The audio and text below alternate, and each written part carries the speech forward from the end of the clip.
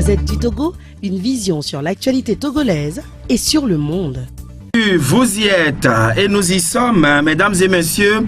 Ce mardi, notre invité nous vient du parti présidentiel Union pour la République Unir et c'est le président du groupe parlementaire Unir qui est avec nous. Il s'agit du député Christophe Padoum Hekou Chao qui est avec nous. Alors, monsieur le président, encore une fois, bonjour. Bonjour, bonjour. Alors, comment se porte la majorité parlementaire? Non, tout comme l'opposition, tout le monde se porte bien. Ah, tout le monde se porte bien. Ah, oui. Et la bonne entente, la bonne ambiance est-elle de mise entre vous et vos collègues de l'opposition? Non, vous savez, il y a toujours de très bonnes relations avec les collègues. C'est une famille, on forme une famille. C'est normal, dans une famille, il y a des moments où on peut ne pas s'entendre sur un aspect de la question ou sur un problème donné. Mais au-delà, nous sommes une famille, aussi bien au Togo qu'à l'Assemblée nationale.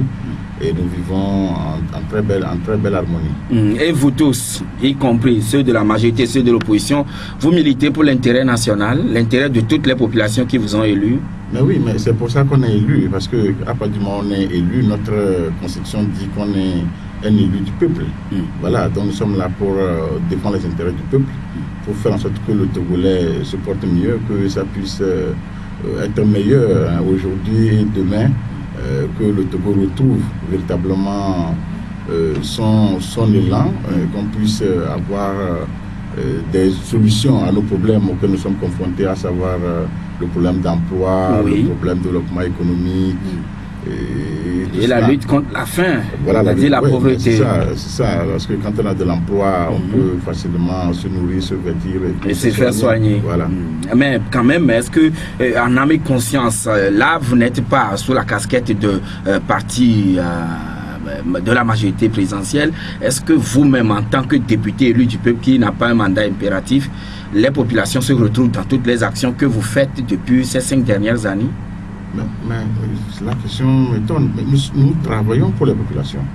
Mais en réalité, tous les actes que nous posons, nous les posons en faveur des populations. Et si ces actes ne vont pas dans l'intérêt des populations, on ne va pas les poser. Mais c'est ça. Parce que une action peut être posée aujourd'hui, mais si vous n'avez pas les effets immédiats aujourd'hui, vous les aurez demain ou après-demain. Mais c'est ça, parce que gouverner, c'est prévoir. Donc nous travaillons aussi bien pour le présent que pour le futur. Voilà. Donc, on peut ne pas avoir dès à présent les effets escomptés par une action, j'allais dire, de l'Assemblée du gouvernement, mais les effets viendront demain ou après-demain. Mais c'est comme ça qu'on travaille et nous pensons que le présent et le futur, c'est préoccupant pour notre pays. Vous l'avez dit tout à l'heure que l'ambiance, elle est bon enfant entre vous, les parlementaires, au niveau de l'Assemblée nationale. Avant de revenir sur ce qui s'est passé hier, allons un peu au Cameroun. Vous suivez l'actualité. Le président Paul Biya, 85 ans, vient d'être encore élu pour un nouveau mandat de 7 ans, très vieux, et c'est donc un score inimaginable qu'il a enregistré hier, 71,28%.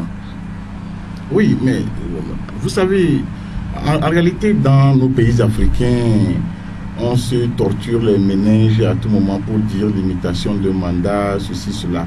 En réalité, ce qui est important, c'est dans le processus électoral. Si on a un processus électoral véritablement transparent, on peut se présenter indéfiniment pourvu que le peuple puisse juger votre action à la fin de votre mandat. Alors, on le voit dans les pays développés où ils n'ont pas une limitation. Ailleurs, ce n'est pas du tout écrit. C'est les gens qui volontairement se décident de ne pas aller. Mais ailleurs, les gens y vont, tel que l'Allemagne, jusqu'à ce que vous-même vous soyez sanctionné par le peuple parce que vos actions ne portent plus. Bon, le Cameroun, c'est un pays... un pays africain. Un pays africain. Bon, maintenant, comme le Gabon, comme le Togo, comme peut-être le Djibouti, etc. Pour le moment, ils ne sont pas dans la limitation de mandat et c'est leur choix. Leur choix et ils n'en parlent même pas. Ouais, le peuple n'en parle même pas. Donc, ils sont satisfaits avec la façon dont les institutions fonctionnent à ce moment au Cameroun. Alors, maintenant, dans le fait et au niveau des élections, le score de Paul Biya, il y a déjà des contestations. Bien sûr. Est-ce que le processus a été transparent, crédible? Je n'étais pas dans, je ne peux pas me prononcer véritablement sur cet aspect de la question. Oui, mais quand même, en tant un des grands intellectuels africains, est-ce que ces chefs d'État qui, le plus souvent, sont toujours au pouvoir et ils meurent parfois, est-ce que ça fait l'honneur quand même à toute la jeunesse africaine, parfois? C'est ce que je dis, si le peuple estime qu'avec le président qui est là, quel que soit le nombre d'années qu'il passe au pouvoir, le peuple a ce qu'il lui faut, à savoir l'emploi, n'est-ce pas? Les écoles, la santé, les infrastructures économiques et tout le reste. Mais c'est au peuple de le sanctionner dans les urnes. Dans les urnes, lorsqu'il va juger qu'il ne travaille plus pour l'intérêt de ce peuple-là. Ce n'est pas des gens qui peuvent se retrouver dans une chambre et puis dire bon ben voilà, toi tu dois devenir ancien président. Non, il faut laisser les urnes parler pour que il se prononce, qu'il sanctionne ou qu'il confirme celui qui aspire à les diriger. Oui, mais quand même, avant de clore ce volet, tout porte à croire que c'est dans les pays francophones, africains surtout, que les chefs d'État, une fois qu'ils organisent les élections, ils ne les perdent jamais. Je pense que dans nos États... Alors que dans les pays anglophones, ce n'est pas le même schéma. Oui, non, c'est ce que je disais. Dans nos pays francophones, aujourd'hui, ce qui est important, c'est de pouvoir travailler pour que, dans le processus, lorsque le processus commence, tout le monde soit associé. Oui. Voilà, tout le monde soit associé et que chacun contribue à rendre transparent ce processus jusqu'aux élections. Donc nous avons, dans cet esprit-là, il faudrait que toutes les synergies, toutes les parties, les forces en présence se mettent dans ce schéma-là. Mais si on se met en retrait, c'est facile, parce que quand on est en retrait, on peut critiquer aisément. Mais quand on va pour apporter sa contribution, ça veut dire qu'on est comptable de l'action qui se mène à ce moment-là. Donc je pense que dans nos pays francophones, il est important que nous puissions comprendre que lorsque nous voulons aller aux élections et que nous décidons de mettre ensemble toutes nos énergies, il faut y prendre part. Il faut donner ce qu'on a à donner pour que le processus soit parfait et qu'il puisse répondre à nos souhaits. Mais vivement, il y aura quand même cette possibilité un jour qu'on puisse assister à des élections, comme vous l'avez dit, où toutes les parties prenantes puissent fédérer leurs énergies pour rendre ces scrutins transparents et qu'on n'assiste plus à ces proclamations de résultats avec contestation, mort d'hommes, etc., etc. Il y a possibilité? Mais bien sûr, il y a possibilité. Mais aujourd'hui, les choses ont évolué. Dans les années, avant les années 90, on n'était pas dans ce schéma-là. Aujourd'hui, quand vous regardez les pays francophones, l'ensemble des pays francophones, il y a une évolution. Oui. Bon, maintenant, il faut améliorer ce que nous avons déjà acquis. Notamment le cadre électoral. Notamment le cadre électoral, pour que demain, les générations qui viennent puissent trouver véritablement ce que nous recherchons à travers tout le processus électoral, tout le processus démocratique. C'est notre souhait.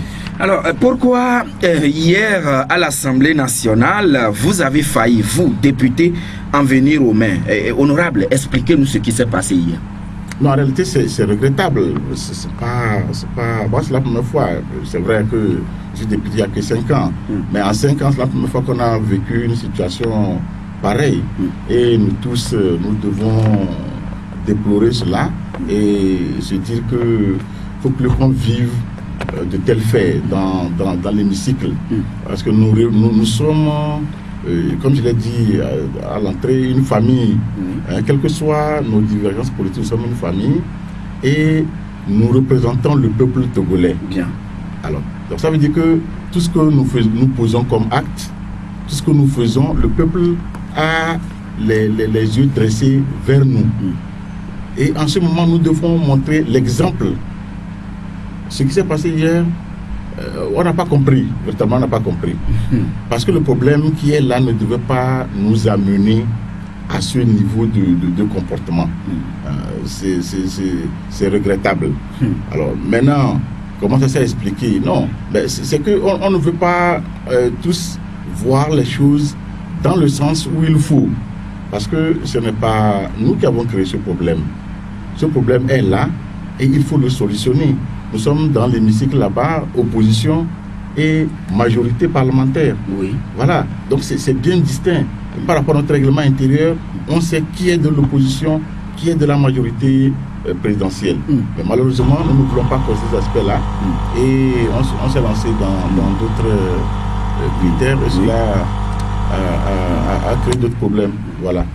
Et voilà, maintenant, ce qu'il y a lieu de dire encore, Monsieur le Président, hier, vous disiez tout à l'heure que ce n'est pas vous qui avez créé le problème au niveau de l'Assemblée nationale, mais tout porte à croire, et M. Kissil avait dit ici que c'est le gouvernement qui est la source de tous les problèmes qu'on a aujourd'hui par rapport à l'intégration ou non des représentants de l'opposition parlementaire à la CENI.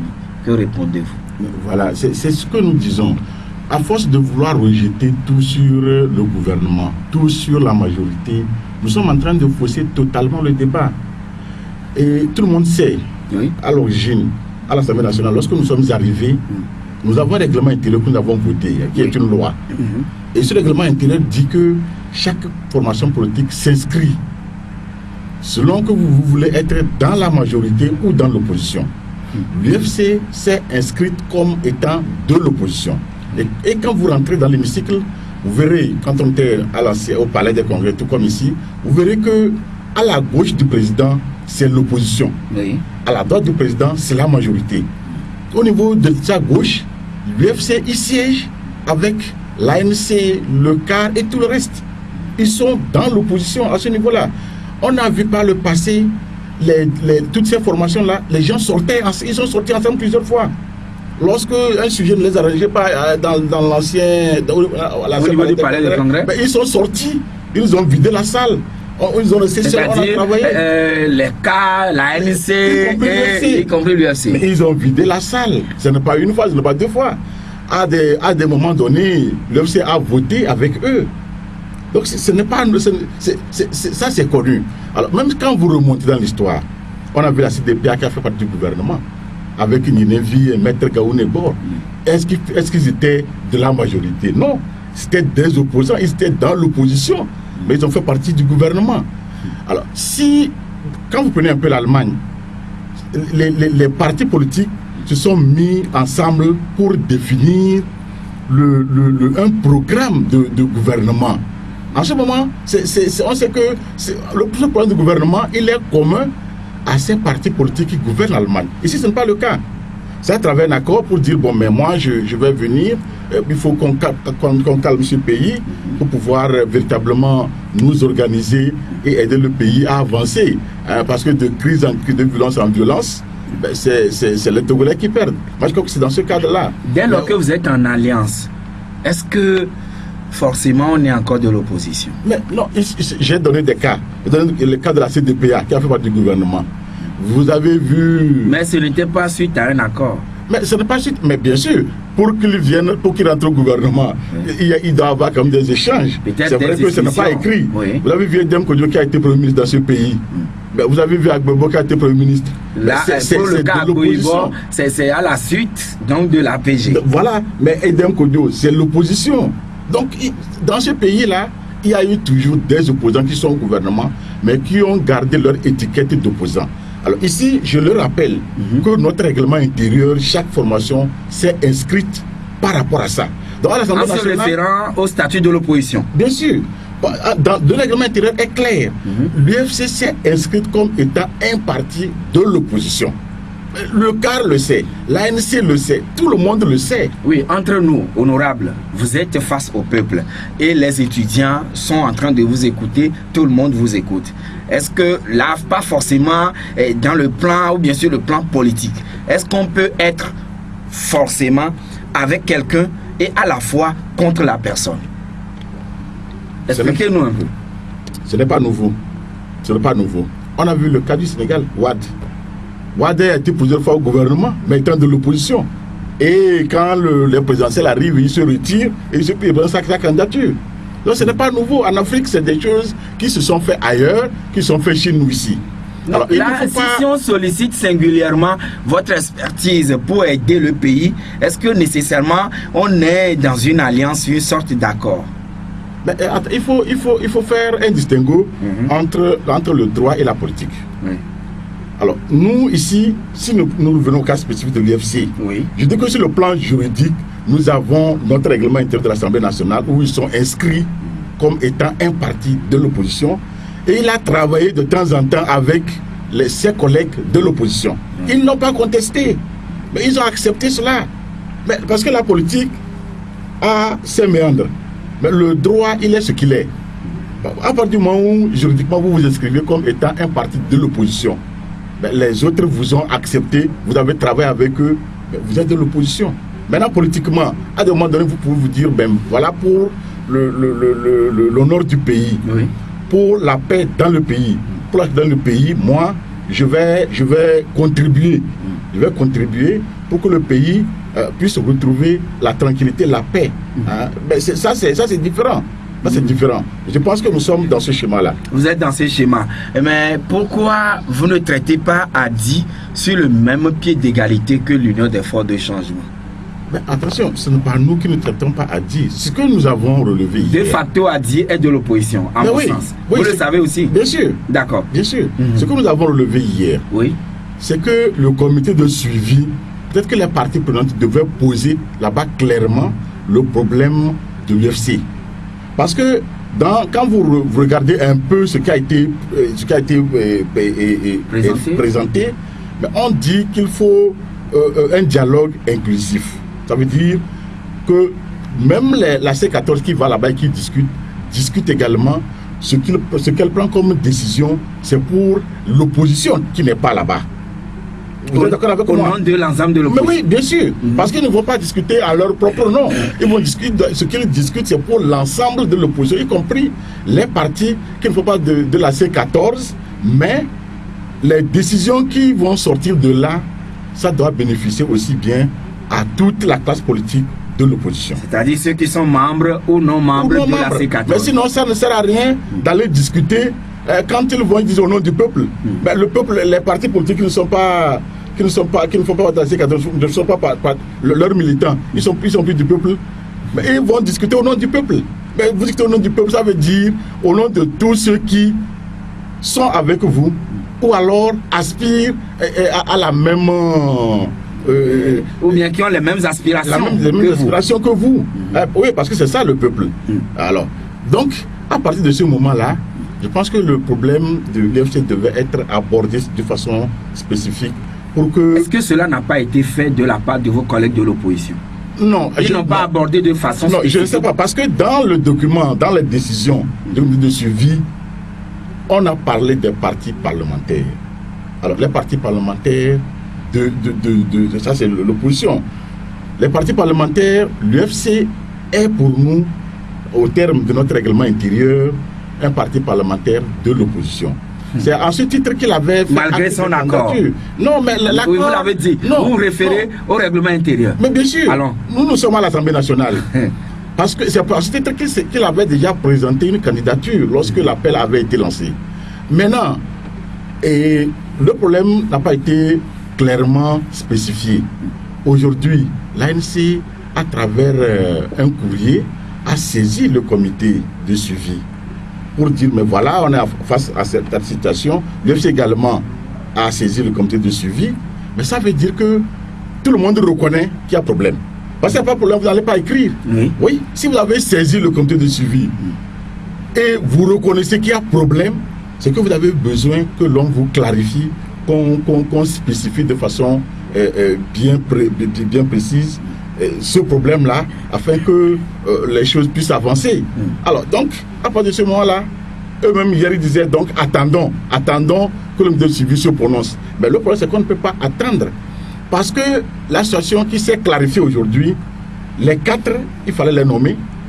Si eux-mêmes disent qu'il faut attendre, ça veut dire que le comité de suivi va se prononcer. Le comité se prononcera. On va régler le cas du seul membre qui ne sera pas, qui n'est pas encore élu. Bon, voilà. Parce que il ne faut pas bloquer les institutions. Ce que j'ai dit hier. Vous avez dit hier qu'il ne faut pas bloquer les institutions. On y revient tout de suite. Mais quand même, Monsieur le Président, un parti qui est avec vous sous le sceau d'un accord depuis 8 ans et vous dites à la fois au même moment qu'il est encore de l'opposition? Mais ce n'est pas moi qui le dis.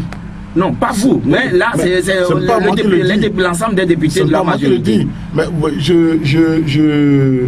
êtes venu plaider à l'Assemblée nationale. Quand vous voyez l'UFC assis avec les opposants, qu'est-ce que ça vous dit? Qu'est-ce que ça vous dit? Mais ça, c'est ce que j'ai dit. Oui. Notre règlement intérieur, pour nous, l'UFC est dans l'opposition. Personne, aucun parti... On ne peut le nier. Mais c'est la loi.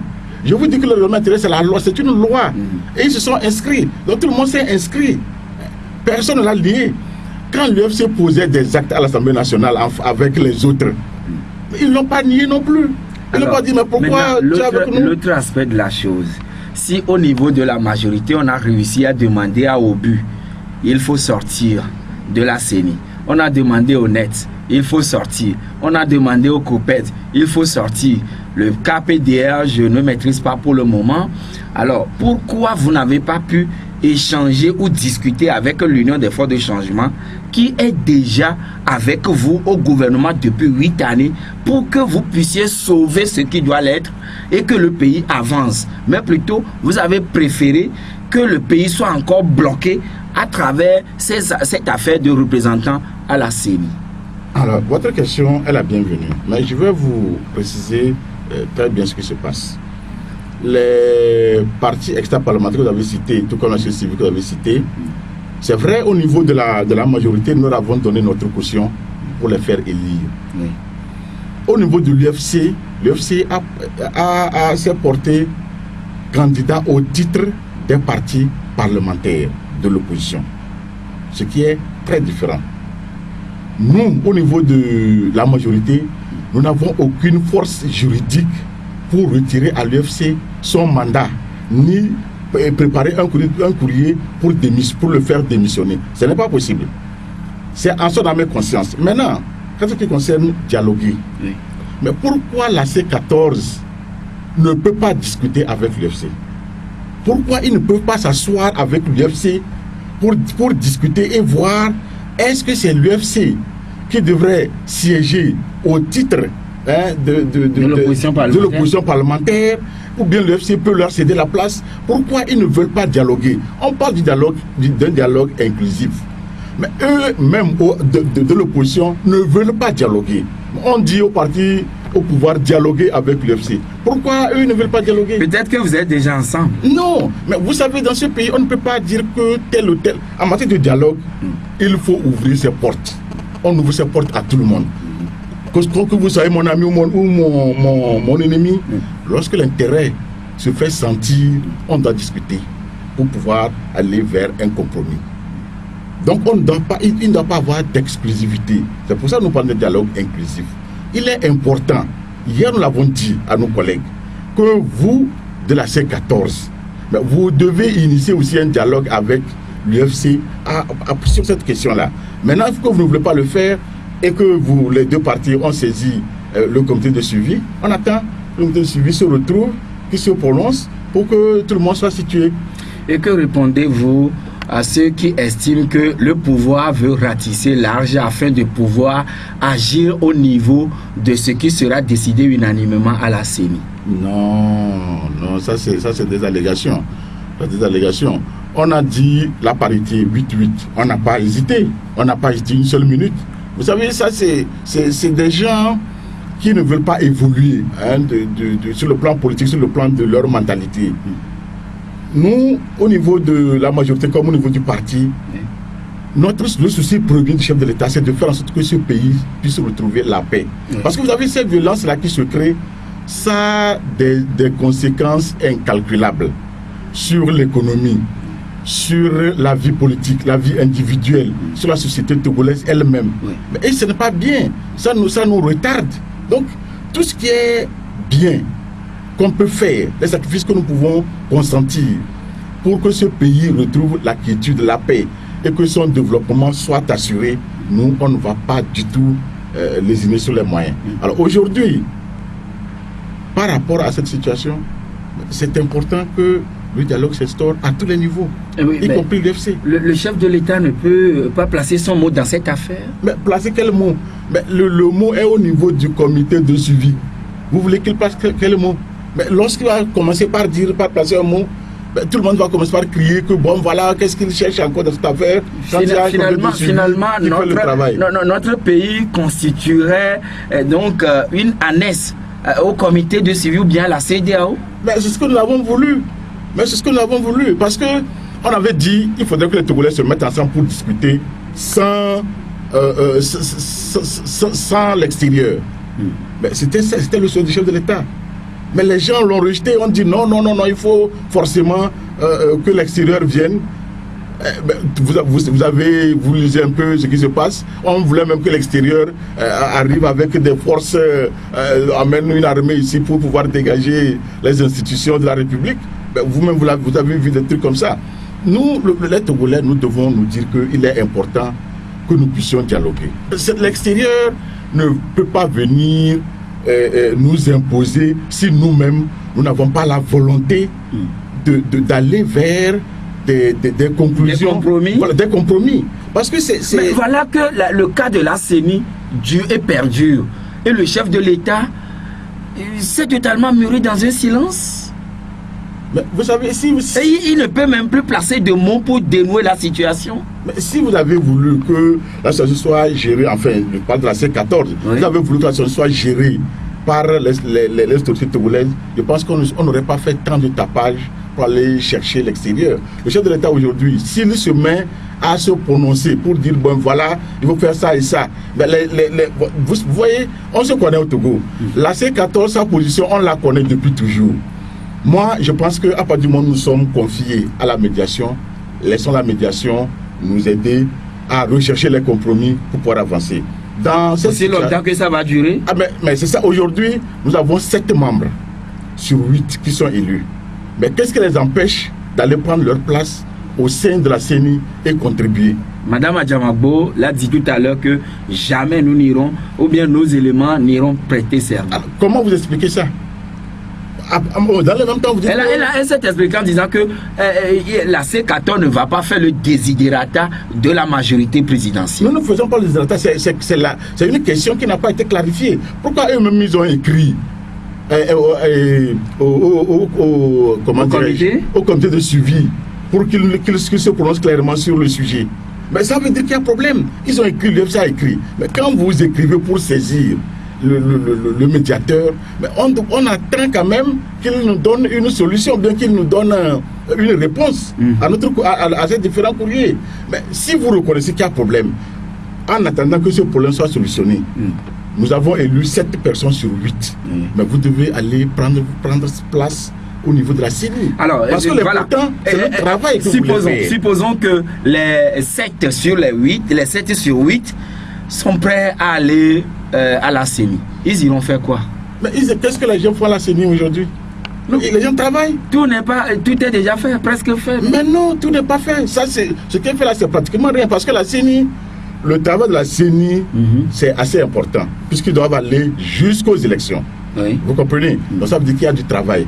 Donc il est important qu'ils aillent. S'ils ont des contributions à faire, ce qui a été fait jusqu'à ce jour, ils vont l'examiner. S'il y a des suggestions, des contributions à apporter, je suis sûr que la CENI va recevoir cela avec beaucoup d'intérêt. Mais quand même, la C14 dit, dès lors que nous atterrirons à la CENI, tout sera à refaire. Ah, mais ça, moi je ne suis pas membre de la CENI. La C14, vous n'êtes plus au gouvernement. Je ne suis pas au gouvernement, voilà. Mais je pense que vous savez, dans ce que nous faisons dans notre vie, si vous posez des actes, vous ne pouvez pas dire que si quelqu'un arrive, vous repartez à zéro. Ce n'est pas possible. Il faut quand même voir ce qui a été fait, ce qui est positif, ce qui n'est pas positif. C'est que vous venez pour apporter un plus. Voilà.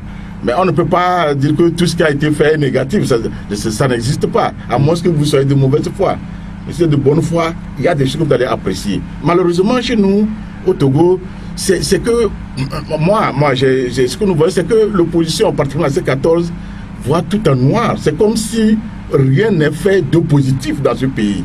Mais quand vous sortez même du Togo, ceux qui sont à l'extérieur apprécient quand même les efforts qui sont faits.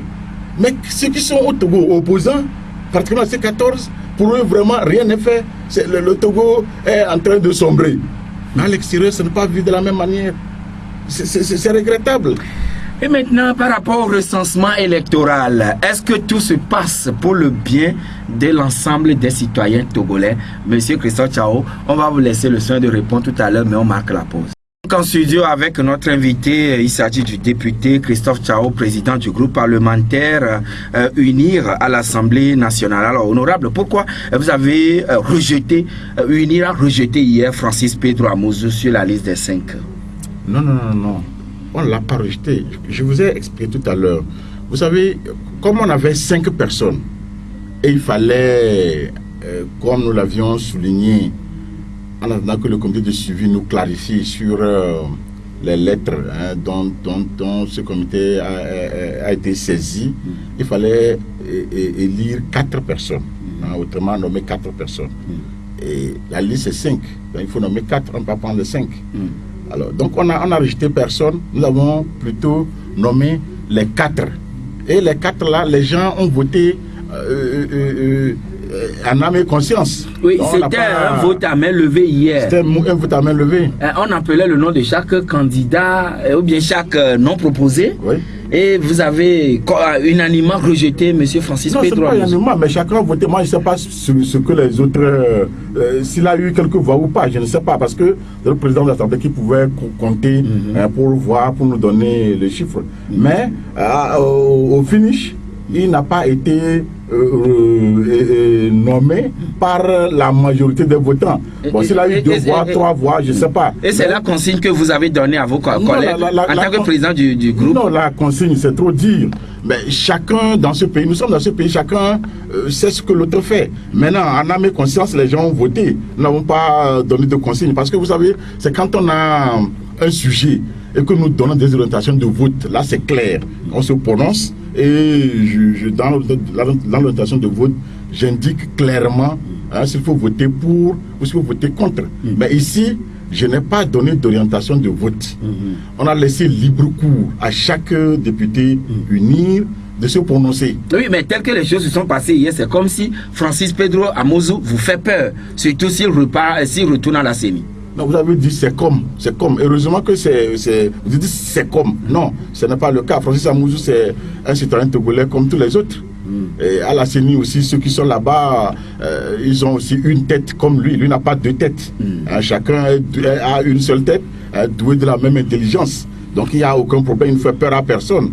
Mais le problème, c'est que ceux qui ont voté, si vous prenez chacun individuellement, il pourra vous dire pourquoi il l'a choisi. Et pourquoi il ne l'a pas choisi. Mais ce qu'on retient au final, c'est qu'il n'a pas eu le nombre de voix escomptées pour faire partie des 4 qui ont été nommés.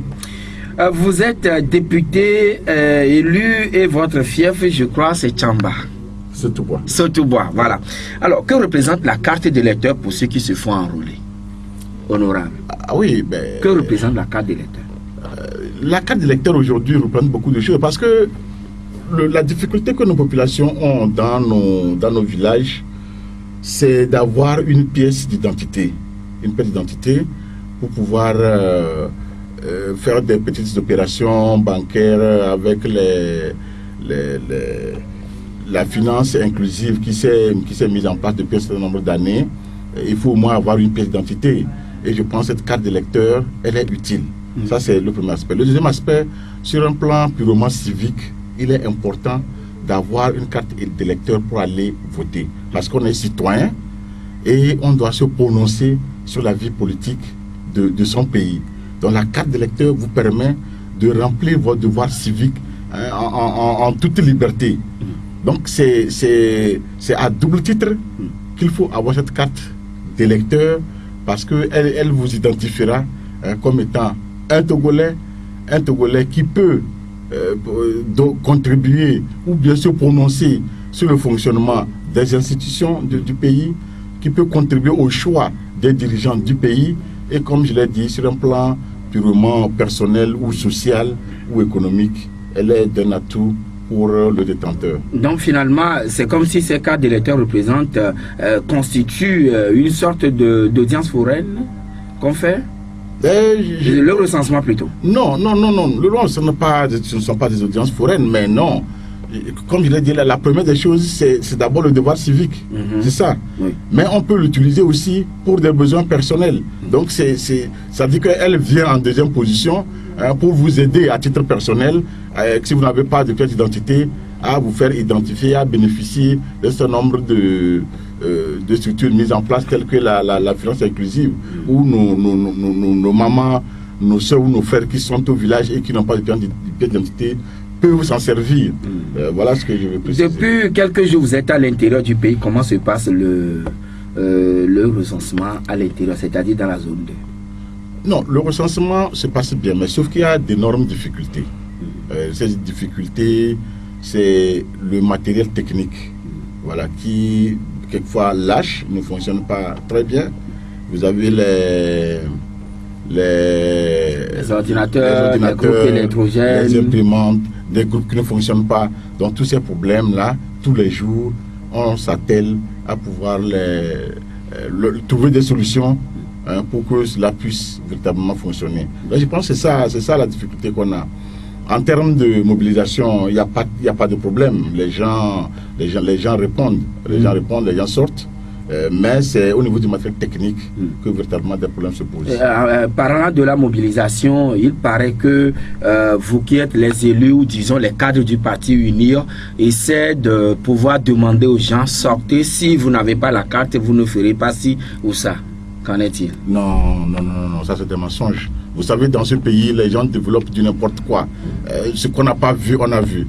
Ce que tu n'as pas entendu, tu dis que tu as entendu, que tu étais même présent. Non, ça c'est bien au contraire. Pas d'intimidation? Non, mais quelle intimidation? C'est ceux qui boycottent, qui intimident les gens. Lorsqu'on croise, on a vu dans certaines localités, lorsqu'on voit des gens qui veulent aller se faire recenser, les gens tentent. Mais heureusement qu'il y a les forces de sécurité pour permettre à tout le monde d'aller venir sur le territoire de la localité. Mais nous, il n'y a pas d'intimidation. On ne fait pas de menaces, on ne fait pas de fausses promesses avec la carte. Nous demandons simplement, allez vous faire enrôler pour remplir votre devoir civique. Parce que cette carte-là, elle est utile pour vous, pour montrer que vous êtes Togolais. Et pourquoi on enrôle les mineurs? Les mineurs, je ne crois pas. Moi, jamais vu. Parce que ça, c'est à chaque année, c'est le même problème qui revient. Chaque année, on le dit. Mais pourtant, personne n'est en mesure de dire que dans telle localité, voilà, monsieur X, est mineur à tel âge. Non, les gens, ils n'ont pas d'exemple précis, mais ils le disent parce que c'est dans leur tête, c'est le fonctionnement. Vous avez vu quand même les images qui circulaient sur les réseaux sociaux, monsieur le Président? Vous savez qu'en termes d'images dans ce pays, on a vu des images montées de toutes parts. On a pris des violences qui se passent quelque part au Cameroun. On les a habillées comme étant des images du Togo. À tous les niveaux, sur les réseaux sociaux, les images là. Mais vous croyez à ces images-là? Non. Vous me faites... Non, mais vous croyez à ces images-là? Mais moi-même, on m'a mis sur les images avec des fusils pour dire que je distribuais les armes. Pendant que j'étais à Setoubois. Je n'étais même pas ici. Moi, j'étais à Setoubois, on dit que j'étais à Devi et j'ai organisé des milices pour donner des armes. Je n'étais même pas là. Vous croyez à des images? Non. Donc, il n'y a pas d'enrôlement de mineurs? Il n'y en a pas. Pas du tout. Mais comment on peut le faire? Mais nous sommes quand même des responsables. Alors, Monsieur le Président, on va laisser le soin plutôt aux auditeurs d'intervenir, mais à quand les réformes pour limiter le mandat et réformer les institutions? Voilà que pour la simple CENI, les choses sont bloquées. Maintenant, quand est-ce que les réformes pour limiter le mandat et réformer les institutions? Non, ça ce n'est pas l'Assemblée nationale qui doit le déterminer. Nous avons un comité de suivi qui est là. Nous avons la facilitation aussi qui est en place. Je pense que les choses avancent à petits pas. Aujourd'hui, il est question de la CENI. Et après la CENI, on va avancer, on va passer à autre chose. Maintenant, qu'est-ce qui va arriver? Qu'est-ce qui va venir après la CENI? Je ne sais pas encore, mais j'espère que ça va être les réformes. De toute façon, on avait parlé des réformes qui doivent être actées au plus tard le 30 novembre. disons, fin novembre. Voilà, donc il y a un chronogramme qui a été établi. Donc je pense que ça va venir. Inexorablement, on ira aux élections le 20 décembre. Ça c'est clair. Forcément. On ira. Donc les réformes, on va les faire, on va les opérer. Après la CENI, c'est sûr que ça va être le deuxième gros morceau. L'arrivée de la C14 à la CENI ne va pas empiéter ou bien peut-être pousser à revoir un peu le chronogramme? Non, c'est ce que j'ai dit entre-temps. Vous savez, c'est nous-mêmes les Togolais. Si nous voulons vraiment arriver, on y arrivera. Il faut mettre la volonté politique, il faut mettre la bonne foi, il faut avoir des compromis. Moi, je n'ai pas d'inquiétude à ce niveau. Nous allons avancer et on ira aux élections. Il n'y a pas de problème pour ça. Nous allons prendre Jacques qui est en ligne avec nous. Jacques, bonjour. Oui, vous avez une question à notre invité. On vous écoute.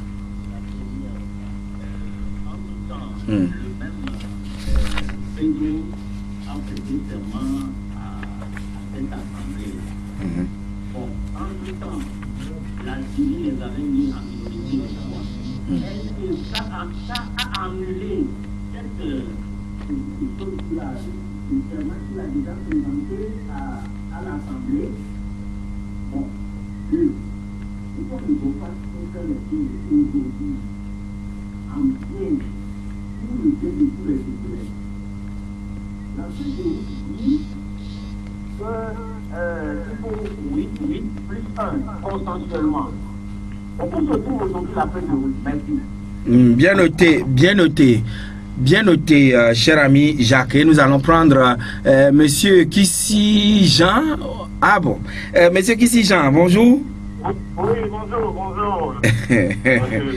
Voilà, nous vous écoutons alors, Monsieur Kissi Jean. Bonjour à mon cher collègue Christophe Chao. Oui, merci, bonjour.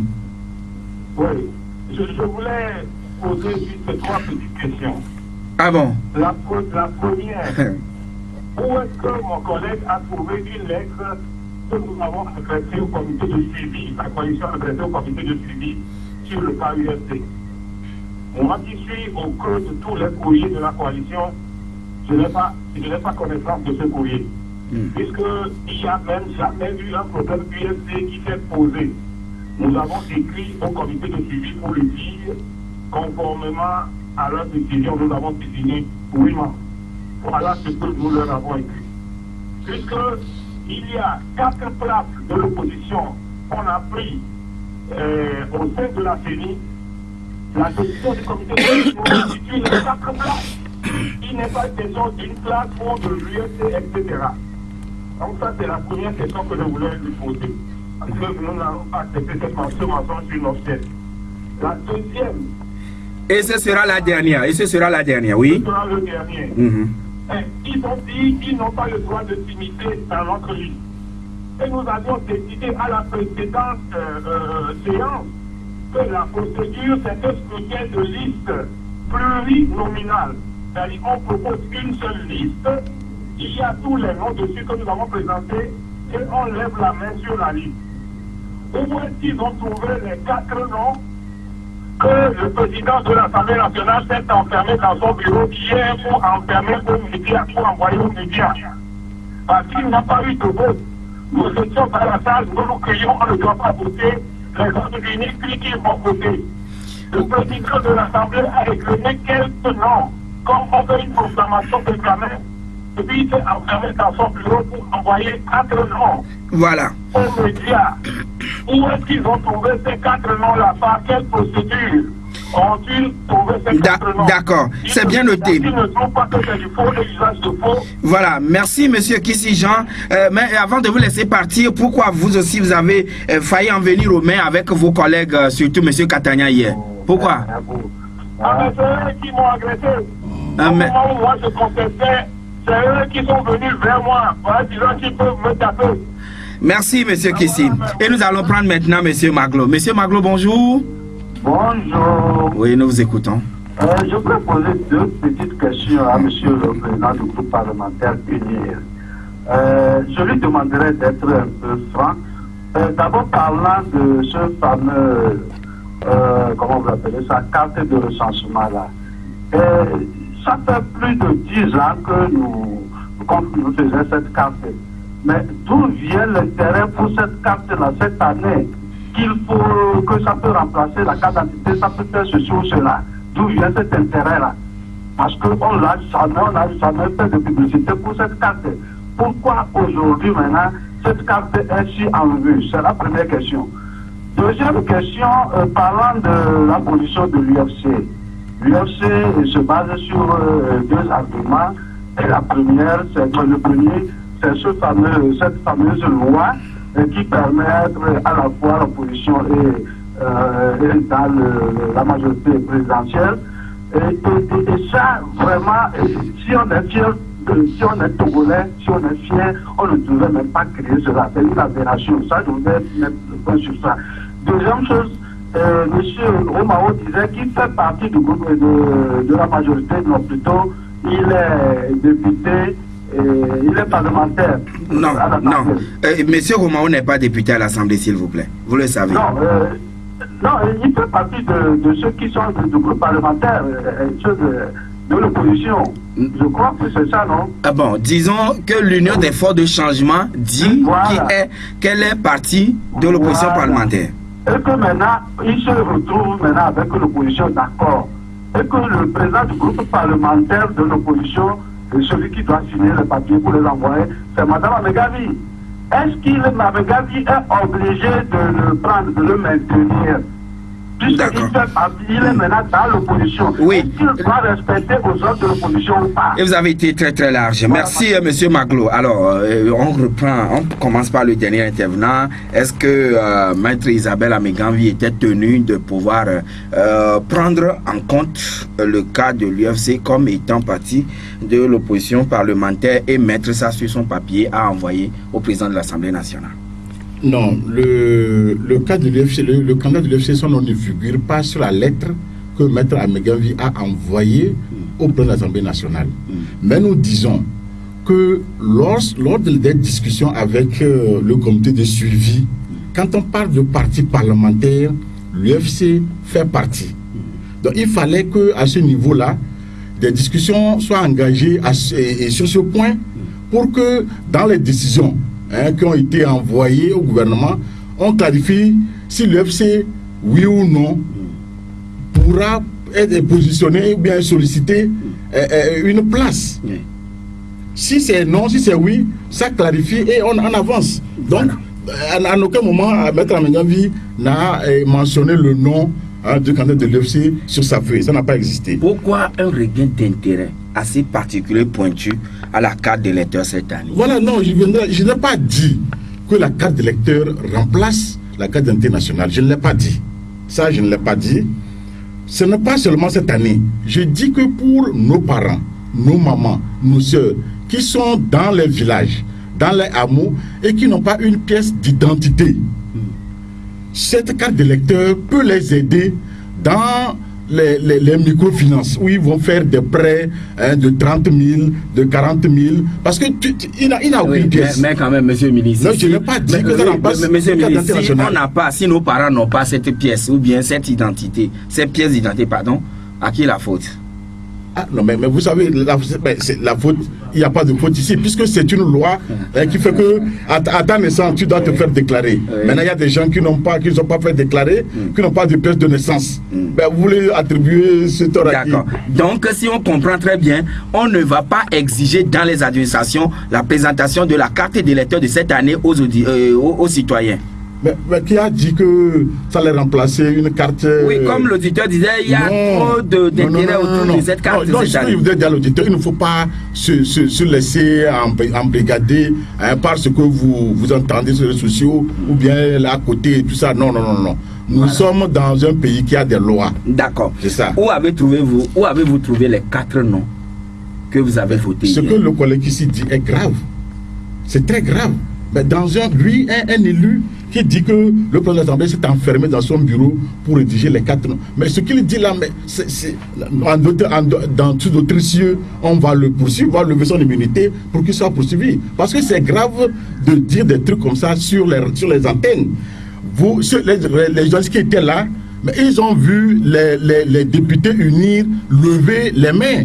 Mais on a voté en bonne et due forme. Le président citait les noms et on votait. Eux, ils étaient là à faire du tapage, du bruit. Mais non, mais ça là, c'est extrêmement grave. Frère, moi, si t'es à la base du pays... Comme c'était 5 noms. Alors, lui, il a posé simplement le problème parce qu'on devait faire un truc de proportionnel. Maintenant, comment est-ce que vous avez pu sortir 4 de ces 5 noms? On n'a pas sorti. On n'a pas sorti. Le président a cité les 5 noms. Les 5 noms. Les 5 noms. Il cite. Les mains sont en l'air et on compte. Il a cité, toutes les mains étaient en l'air. On a compté. Mais celui qui n'a pas eu, celui qui a eu moins de voix, c'est celui qui n'a pas élu. Et ça, c'était visible, c'était aussi de tout le monde. Mais ce type de mensonge-là, il faut absolument bannir ça dans notre pays. Mais on ne peut pas être un homme politique et mentir à tue-tête comme ça. C'est pas bien. Alors oui, il parle de la lettre. La lettre, ils ont envoyé un courrier. Mais ce courrier, l'UFC également a envoyé un courrier. Mais il y a un problème. Je ne dis pas que dans ce courrier, c'est uniquement le problème de l'UFC qui est abordé. Dans les différents courriers qui ont été envoyés, il peut y avoir plusieurs points. Mais ce qui est sûr, c'est que la médiation va se prononcer sur ce sujet. Hier, nous étions avec deux Bruce, nous avons posé la question. Mais vous avez saisi le comité de suivi dit oui, on l'a saisi. Mais voilà, attendons, eux-mêmes hier dans la salle. Monsieur Kissi même a dit que en attendant, comme le comité de suivi est saisi, qu'on n'a qu'à attendre leur réponse avant de procéder à l'élection des 5. Il l'a dit hier dans la salle. Mais ce matin, s'il change d'idée... Pourquoi ne pas bien faire les choses et que le pays soit apaisé et que tout le monde se retrouve dans ce que vous faites? C'est la dernière préoccupation qui nous vient du premier auditeur. Attention, mais non, mais ce que nous faisons, aucune force politique ne peut tout seul faire ce que tout le monde aspire. C'est pour ça qu'il y a eu cet appel au dialogue. C'est à travers un dialogue inclusif, je le précise, que nous pouvons véritablement trouver des apports de solutions à nos problèmes. Monsieur le Président, très bientôt ces problèmes seront derrière nous. C'est le souhait de tout le monde, y compris vous-même qui me posez la question. Vous ne voulez pas que le pays avance, mais nous voulons vraiment réussir. Et nous sommes à la fin de l'émission. Merci. Votre mot de conclusion. Ah oui, oui. Merci. Non, ce que je voudrais dire pour terminer, c'est que nous voulons véritablement que nous puissions avancer dans les réformes. Alors aujourd'hui, le premier sujet qui est arrivé à l'Assemblée nationale, c'était la CENI. Il faut pouvoir gérer ce problème et ensuite aller vers les réformes. Nous allons le faire dans un esprit qui puisse prendre en compte toutes les préoccupations pour que nous puissions avancer. Merci. Merci, honorable Christophe Tchao d'être venu chez nous. Merci également. Mesdames et messieurs, c'est fini pour aujourd'hui. Merci à vous tous qui nous avez accepté ou reçu chez vous. Merci à IT derrière la belle vitrine pour la mise en onde des réalisations à la fois. NSI Nakogo, Jacob Arama vous retrouve sur le coup de 9h. 13h, nous sommes là tout comme à 18h. Bonne journée à vous toutes et à vous tous. La Gazette du Togo, une vision sur l'actualité togolaise et sur le monde. Rejoignez-nous sur le www.lagazettedutogo.com ou sur nos comptes Facebook, Twitter et YouTube. Pour tout contact, écrivez à contact@lagazettedutogo.com ou appelez le 92 80 88 53. La Gazette du Togo, c'est l'information en continu.